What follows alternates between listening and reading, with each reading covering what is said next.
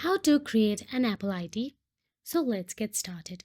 Simply go to any web browser.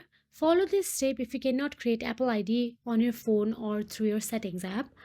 And on your web browser, search for the appleid.apple.com in the search address bar.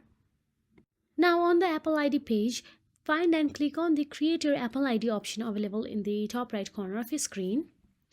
Then once you tap on it, you will be navigated to enter your information for Apple ID process. So enter your first and last name. Then this will be your Apple ID email address. Ensure it is a valid email address. Then simply choose a strong password. It must contain at least 8 characters, a number and a special character. Then re-enter the same password to confirm. Then select some security questions and provide answers to each. Enter your date of birth. This helps Apple verify your age and offer age appropriate services. Then review Apple's terms and conditions and tap agree. So that is it. Your Apple ID will now be created and you can use it to sign into Apple services like iCloud, the App Store, iTunes and more. If you found this video helpful, please like, share and subscribe our channel, and thank you so much for watching.